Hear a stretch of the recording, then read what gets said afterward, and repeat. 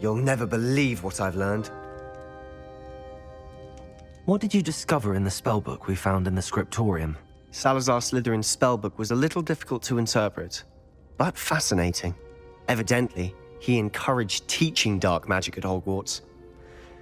Neither the Imperious Curse nor the Killing Curse was unforgivable during his time. He believed students should be prepared to use dark magic when necessary, not to fear it. That's why we had to use Crucio to gain access to the scriptorium. He didn't want his knowledge shared with anyone who was afraid of the power of dark magic.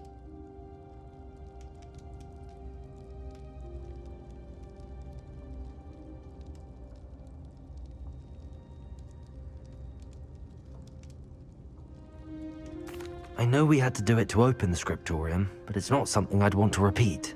And I'm glad we did it, because in the spellbook I also found something else.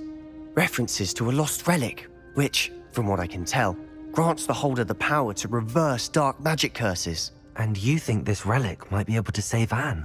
Precisely. I plan to search for this relic, but I don't think we should tell anyone. Especially Ominous.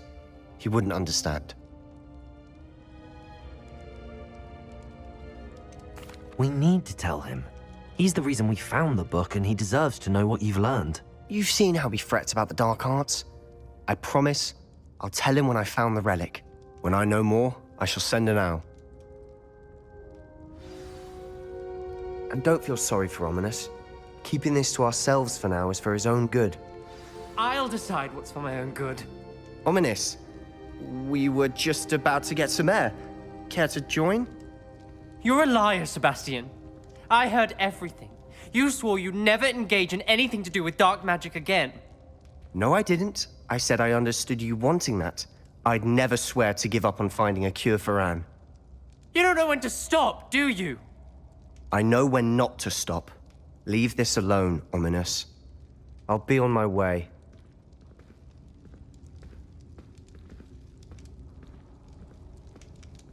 I am not letting this go.